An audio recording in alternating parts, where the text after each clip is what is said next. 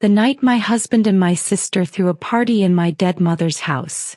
The house they had just stolen from me. I walked through the front door carrying a laptop. Not a weapon. Not a lawyer. A laptop.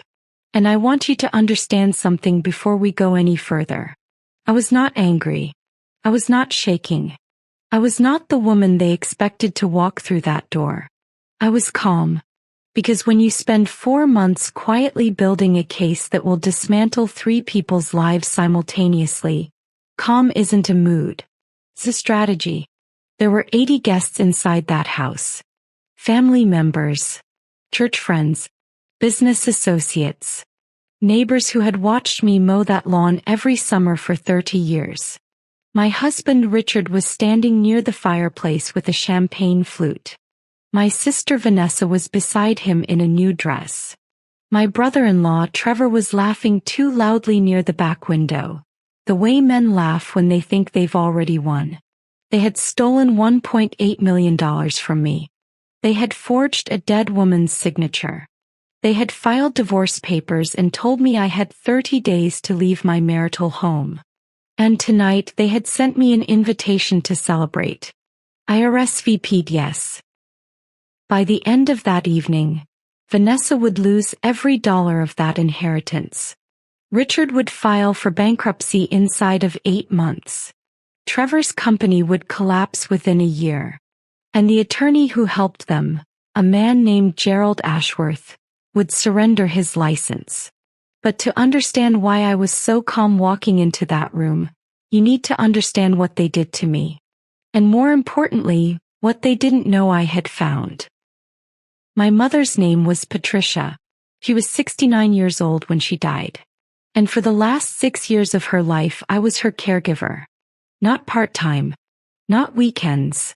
Every day.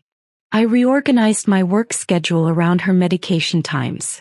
I drove her to 47 oncology appointments over 3 years. I converted the guest bedroom of my own home into a medical-grade recovery space. Bought a hospital bed, a suction machine, a specialized air mattress.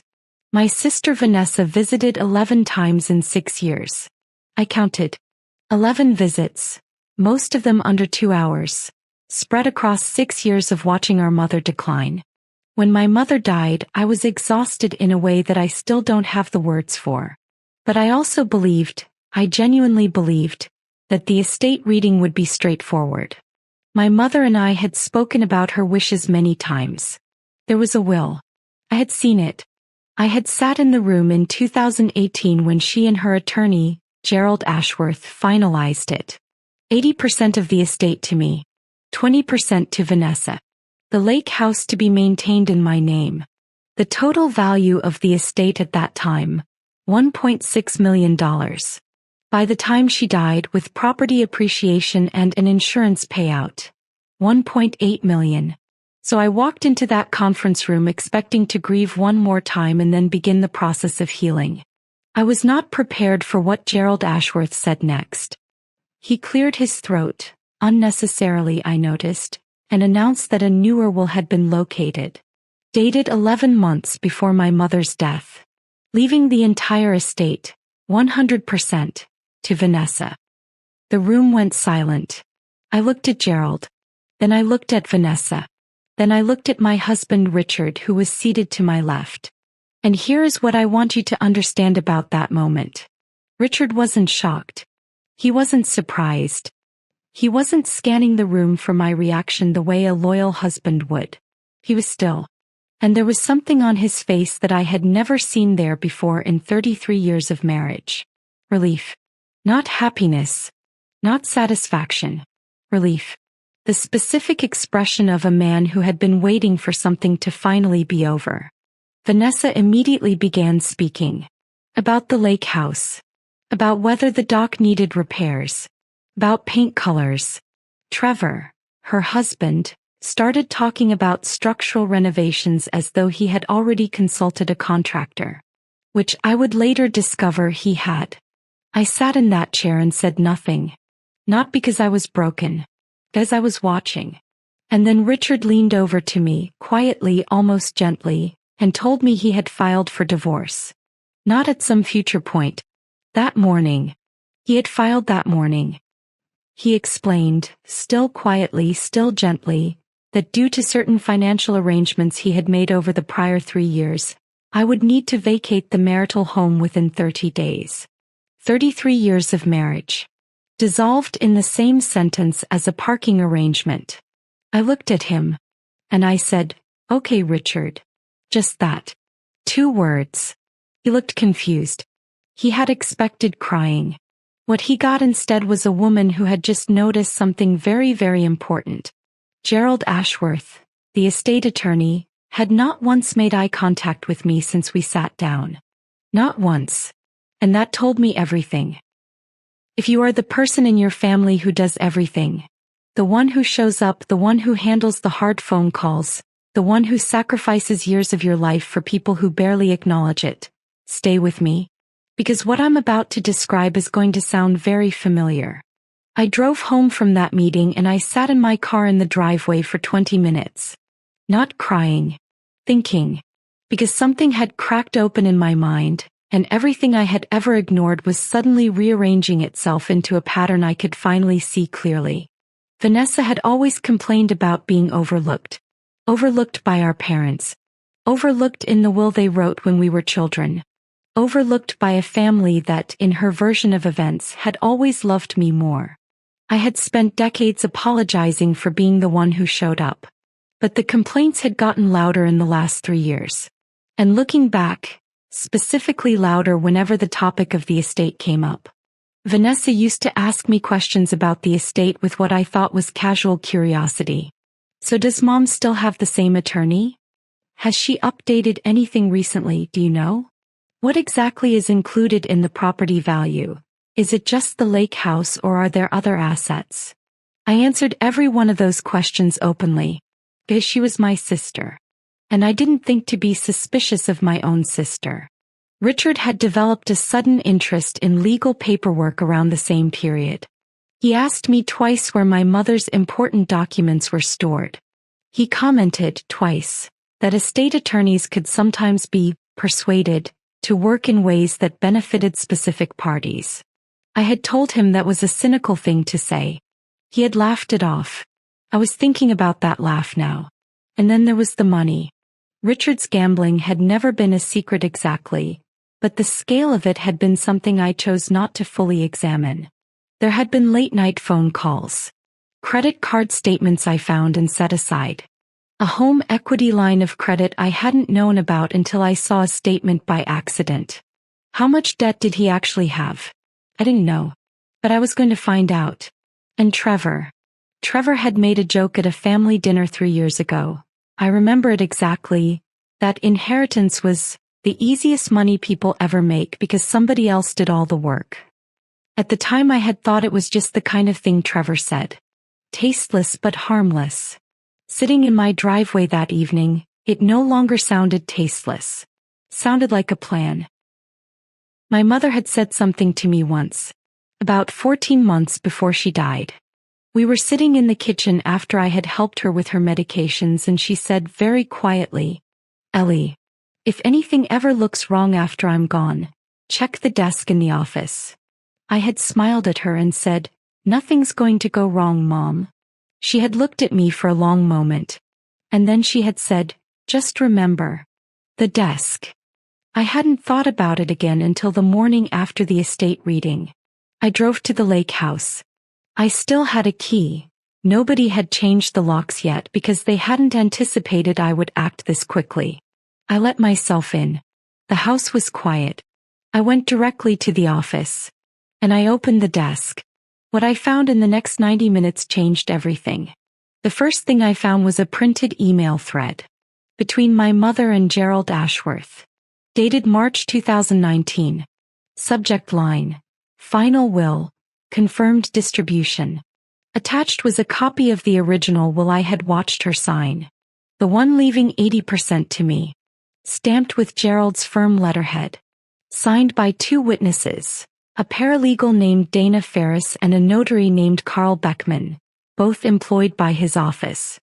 The will that had allegedly been superseded, the new one leaving everything to Vanessa, was dated August 2022. My mother's health had declined significantly by that point. She was on 3 medications that affected cognitive clarity. She had begun confusing dates.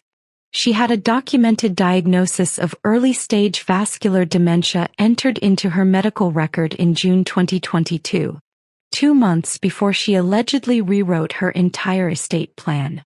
I kept reading. Deeper in the drawer, beneath a layer of old Christmas cards, I found a small external hard drive. I plugged it into my laptop. It contained 2 years of security camera footage from the house. The cameras my mother had installed after a break-in 4 years earlier. The cameras none of us had ever discussed because my mother preferred not to make a point of them. I started searching the footage by date. And on October 14, 2022, a Tuesday, at 11:47 in the morning, I found what I needed. Vanessa. Inside the house. Alone. Moving through the office. Opening the desk. Pulling out a folder. Photographing multiple pages with her phone. Replacing the folder. Leaving. She was there for 19 minutes. The footage was time-stamped, unedited, and stored on a device that had never been connected to the internet. I copied everything onto my own drive. And then I sat down in my mother's office chair, the one she used to sit in to pay her bills, and I thought very carefully about what to do next. I want to be very clear about something. I did not go to social media. I did not call my family. I did not confront Richard. I did not send Vanessa a single message. I hired an estate litigation attorney named Sandra Okafor. Sandra had 22 years of experience specifically in contested wills and elder fraud. Her retainer was $18,000.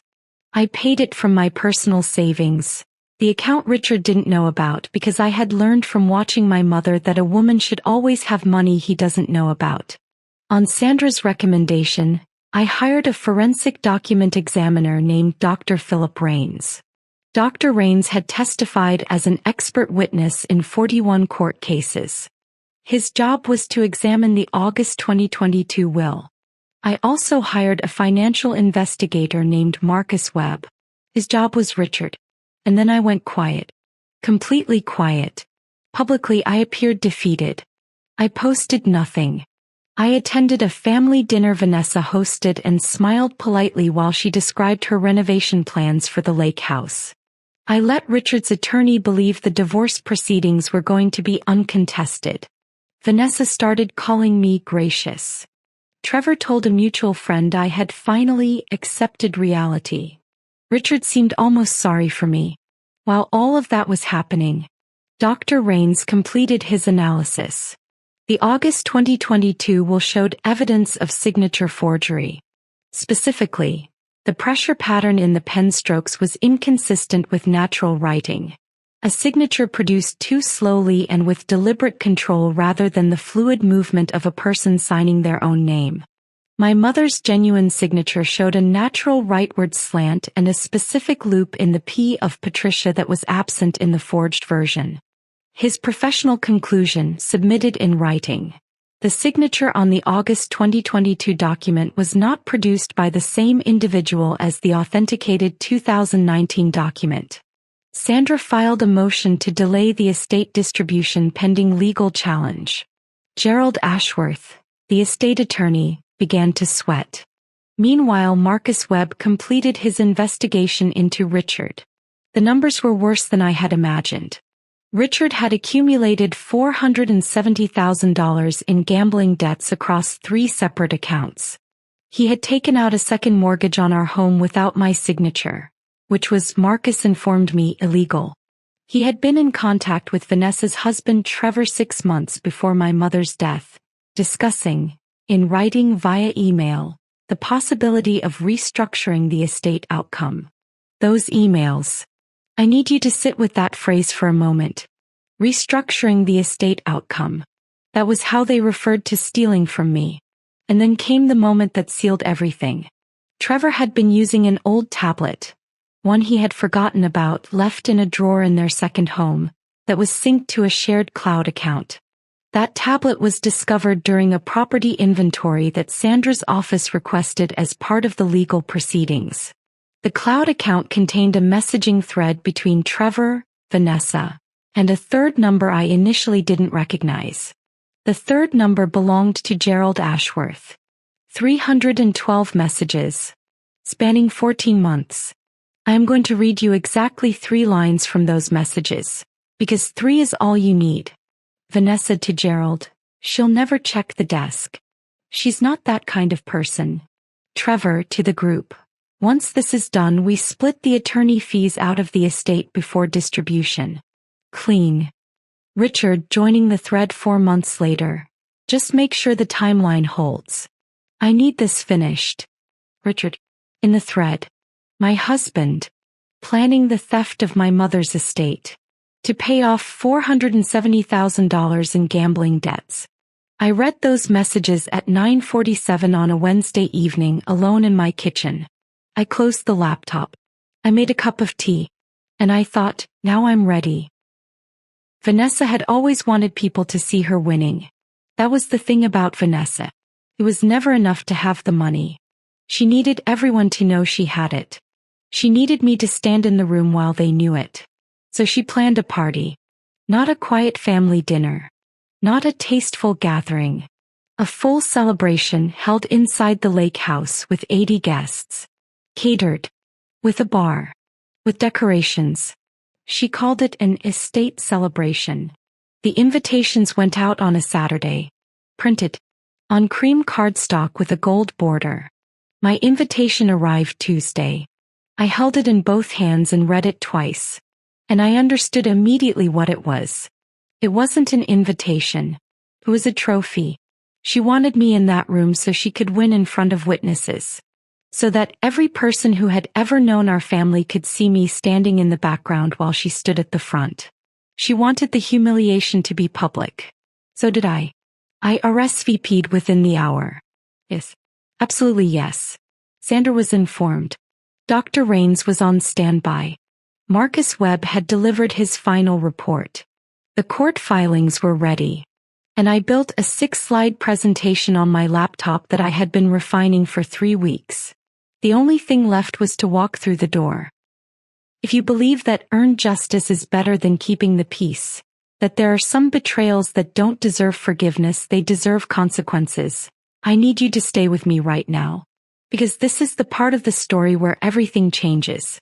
The lake house was decorated beautifully. I will give Vanessa that. Flowers on every table. String lights along the deck railings. A bar set up near the back windows with a view of the water. A catered spread that probably cost $4,000. Richard greeted me near the entrance with a look of genuine surprise. He had not expected me to come. He recovered quickly. Gave me a practiced, sympathetic smile. Said, I'm glad you came, Ellie. I think this is the healthy thing. I said, I think so too, Richard. Vanessa found me 12 minutes later. She was wearing a deep burgundy dress, her hair styled in a way that told me she had spent real money on the occasion. He hugged me. A long hug. The kind you give someone you're performing warmth for rather than actually feeling it. She whispered, I really hope tonight can start some healing between us. I whispered back, tonight is definitely going to be memorable. She pulled back and looked at me. Just for a second, just 1 second. Something flickered across her face. But she recovered. And she went back to her guests. For the next 40 minutes I moved through the room. Spoke to neighbors. Greeted my mother's church friends. Exchanged pleasantries with Trevor's business associates. Trevor was at the center of a group near the bar, loud, gesturing, already on his 3rd drink. He spotted me and called across the room, Ellie, you actually showed. Good for you. The way he said it, good for you, the way it landed in the room like a pat on the head, I watched 3 people nearby glance at each other uncomfortably. Good. I needed them uncomfortable. Uncomfortable people pay attention. The speeches began at 8 o'clock. Trevor went first. He stood near the fireplace, in my mother's house, in front of her photographs on the mantel. and delivered a speech about Vanessa's strength and patience in navigating the estate. He said, "Some people in this family made the caregiving about themselves. Vanessa always kept the bigger picture in mind." The room was very still. Everyone in that room knew I had been the caregiver. Everyone in that room knew what Trevor was saying. He let it sit there. Vanessa was next. She spoke about my mother's wishes, about how the estate had finally found its rightful home. She thanked Gerald Ashworth, who was seated near the back, for his dedication and discretion. Gerald raised his glass. Then she looked directly at me across the room. And she said, "I know this has been a difficult adjustment for some people. But our mother always said that in the end family does what's right. And I believe tonight we're honoring that." The room applauded. Several people looked at me with expressions I recognized. Pity.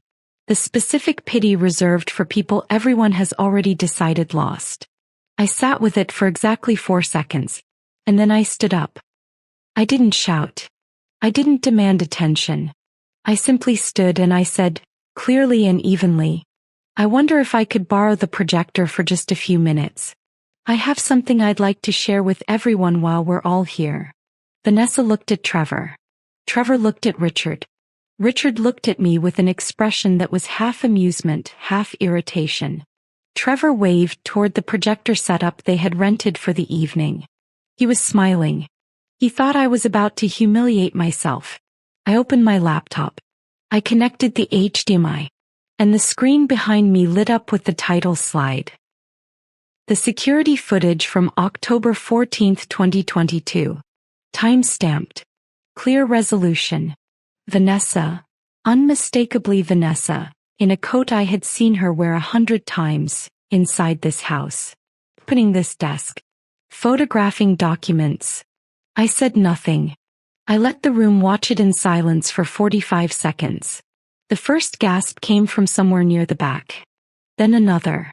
Then the whispering started, low and urgent, the kind of whispered conversation people have when they've just seen something they cannot unhear. Vanessa's face had gone the specific pale of someone whose body understands what's happening before their mind catches up. She said, "That is completely out of context." I moved to slide 2.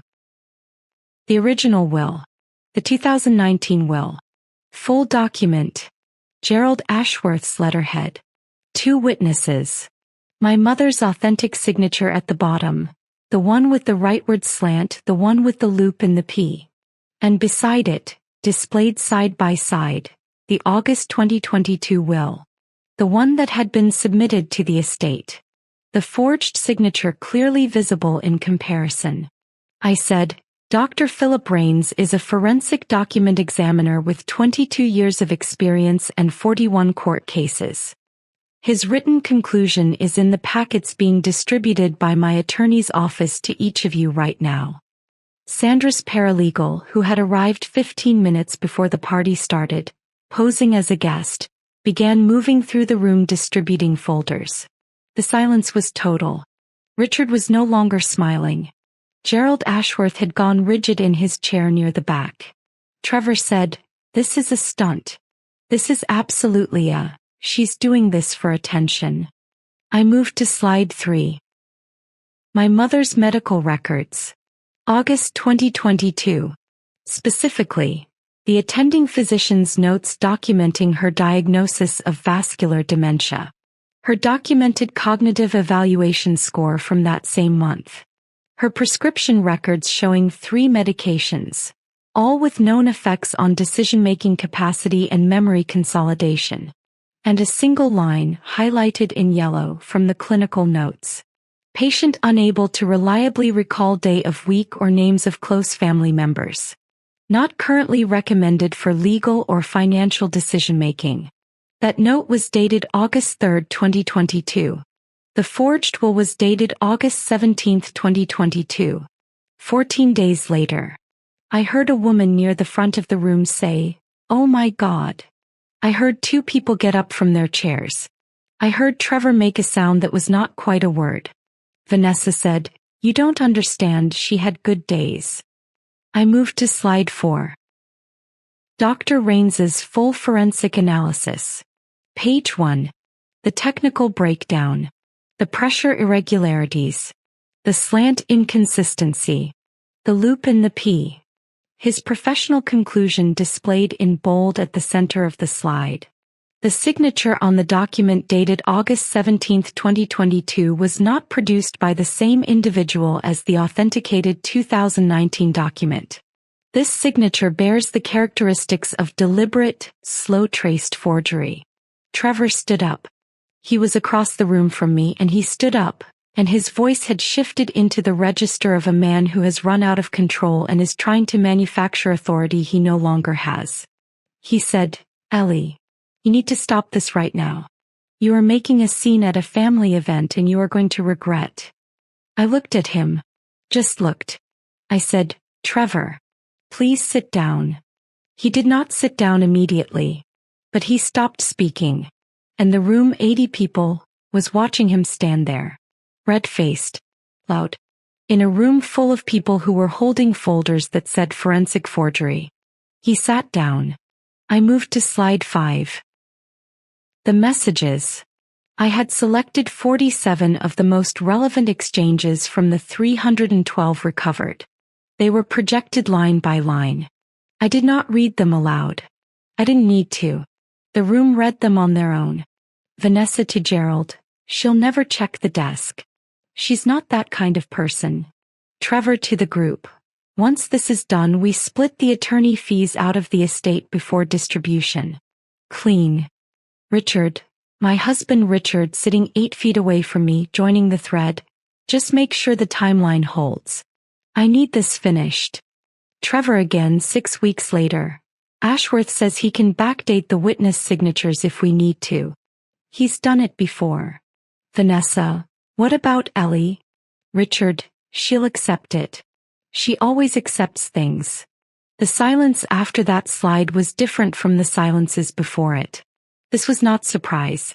This was the silence of 80 people recalibrating, reassembling, looking at 3 people in the room with entirely new eyes. I watched a woman who had been Vanessa's friend for 15 years pick up her bag from the back of her chair. I watched 2 of Trevor's business associates exchange a look and stand up together.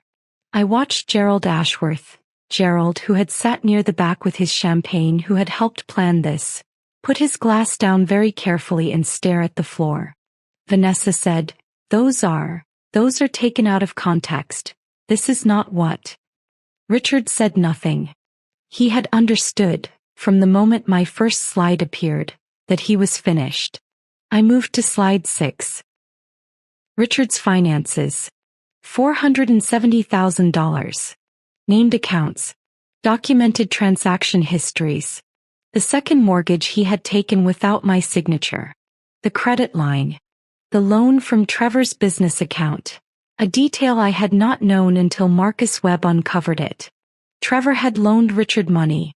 And Richard's repayment plan, documented in the messages, was his share of the inheritance he was going to receive once the divorce settled and Vanessa distributed funds.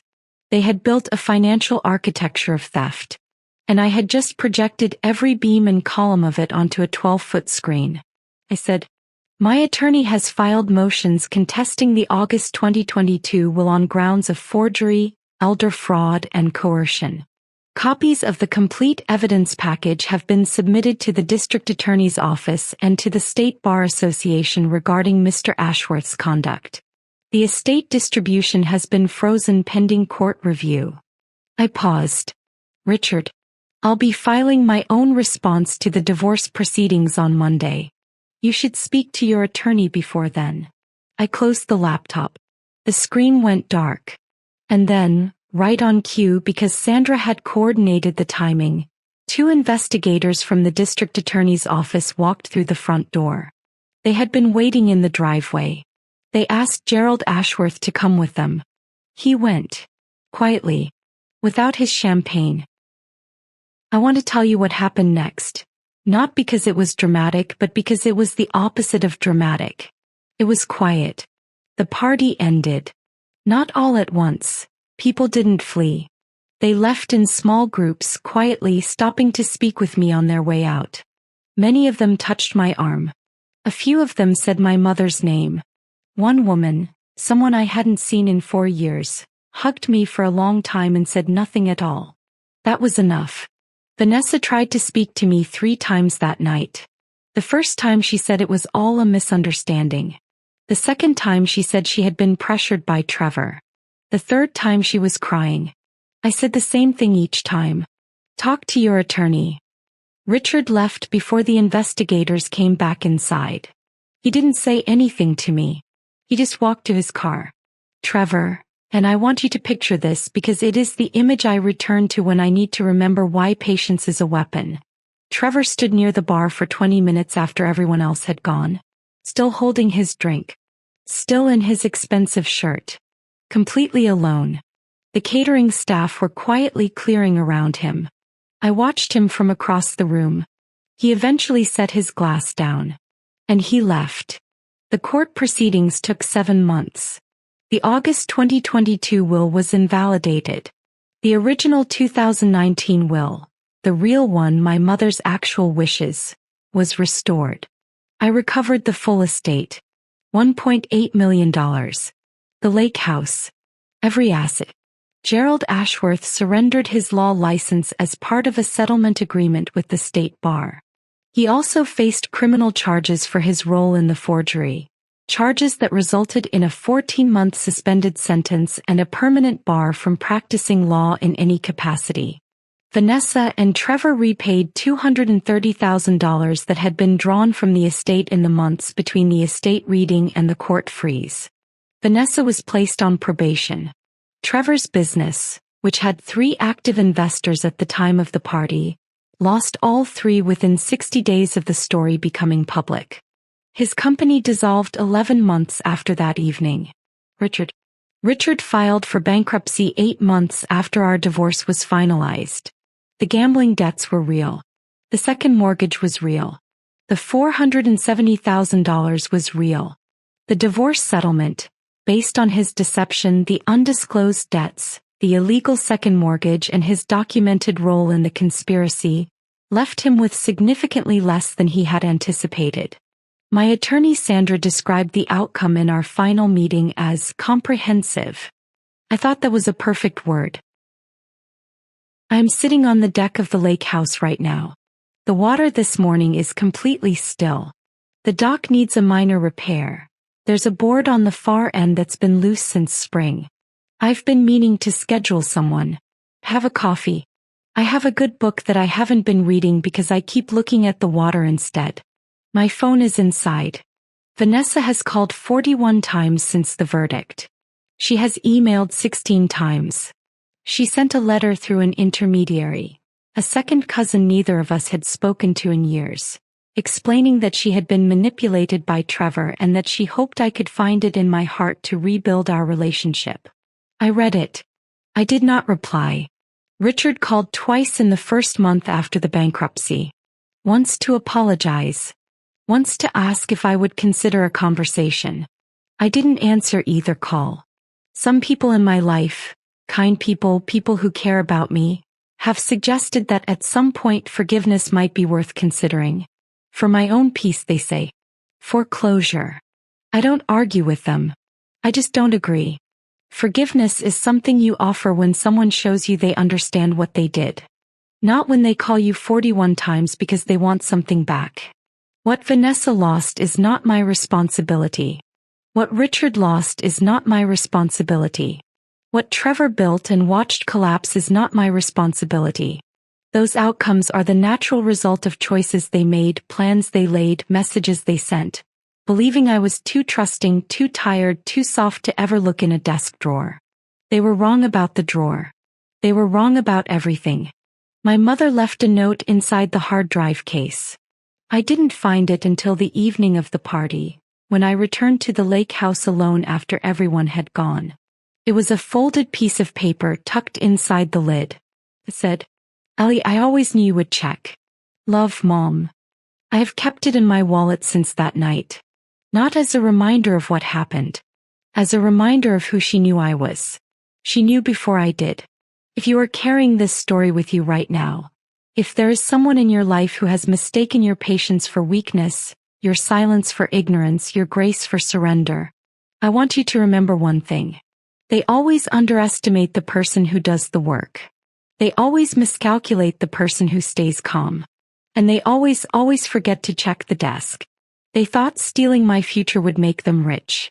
Instead, it cost them everything they already had. If you made it to the end of this story, you are exactly the kind of person I made this channel for. The kind of person who believes in staying calm, building your case, and letting the truth do the work. Drop a comment below if you believe earned justice is better than keeping the peace. And subscribe, because there are many more stories where this one came from. I'll see you in the next one.